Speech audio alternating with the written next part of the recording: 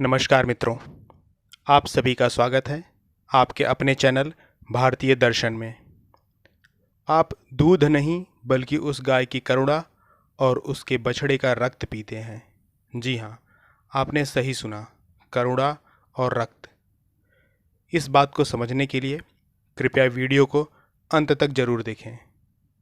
संभवतः आप नहीं जानते होंगे कि दुग्ध उत्पादन के पीछे क्या क्या घटनाएं घटित होती हैं।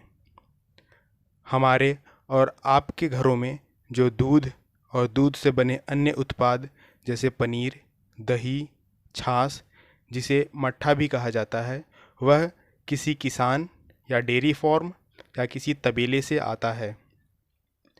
कोई भी दुग्ध उत्पादक किसी भी सूरत में उन गायों भैंसों को नहीं पालता जिसने दूध देना बंद कर दिया हो। डेयरी फार्म में जन्म लेते ही बछड़ों को गायों से दूर कर दिया जाता है और बछड़ों को कृत्रिम मशीनों से मात्र इतना दूध पिलाया जाता है जिससे वह जीवित रहे और उसे देखकर गाय दूध देती रहे। यदि किसी कारणवश बछड़े की मृत्यु हो जाती है तो दूध निकालने के लिए गाय को इंजेक्शन दिया जाता है। वह गाय कष्ट को सहन करते हुए दूध देती है।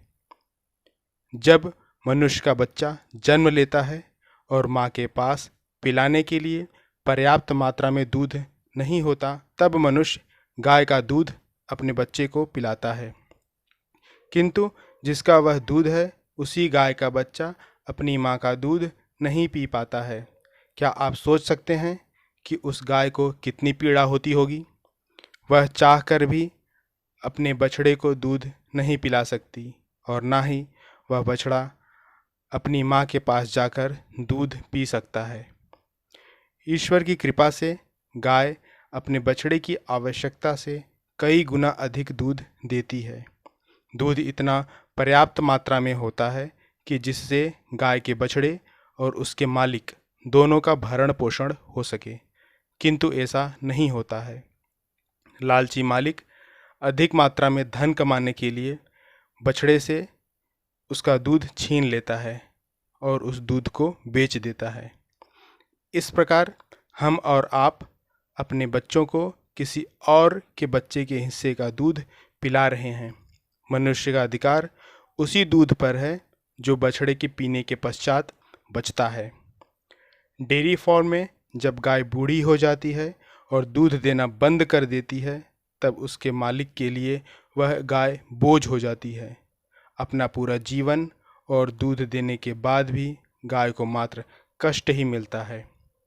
डेयरी फार्म के मालिकों द्वारा गायों को सड़कों पर छोड़ दिया जाता है, जिन्हें हम आवारा जानवर कहते हैं, या फिर गायों को कत्ल खाने में बेच दिया जाता है, जहां निर्दयता से उनका कत्ल करके मार दिया जाता है और उनकी हड्डियां, मांस, चमड़े और रक्त को बेच दिया जाता है। गाय के बछड़े तभी तक पाले जाते हैं जब तक उसकी आवश्यकता है। जब उसकी माँ दूध देना बंद कर देती है, उसके अगले ही दिन उसे भी सड़कों पर छोड़ दिया जाता है और वह भी आवारा जानवर की श्रेणी में आ जाता है। जब ये आवारा घूमते गाय और बछड़े सड़कों पर ठेले से फल या किसी सब्जी पर मुंह डालते हैं, तो इनको अपनी पीठ पर मोटे डंडे की मार मिलती है। इनका अपराध बस इतना है कि इनके मालिकों को अब इनकी आवश्यकता नहीं है। कुछ लोग इन पर धारदार वस्तुओं से हमला करके घायल कर देते हैं। कुछ लोग इतने क्रूर हैं कि इन पर एसिड तक डाल देते हैं। कुछ लोग अपनी गाड़ियों की टक्कर से इनको घायल कर देते हैं। कुछ लोग इतने निर्दयी और क्रूर होते हैं कि इन जानवरों को पकड़कर मार के खा जाते हैं। जब ये जानवर किसी खेत में फसल खाने के लिए जाते हैं, तो खेत का मालिक भी जी भर के इनको लाठियों से पीटता है।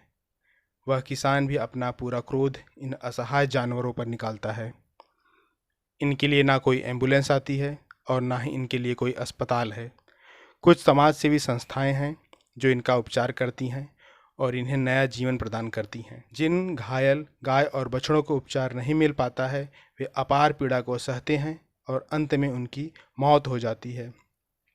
शायद इन्हीं सब अनाचार के कारण अब धरती पर कामधेनु गाय नहीं पाई जाती है।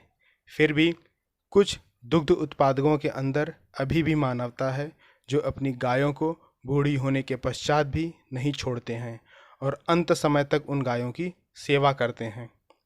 हम मानव हैं, किंतु मानवता हमारे भीतर नहीं है।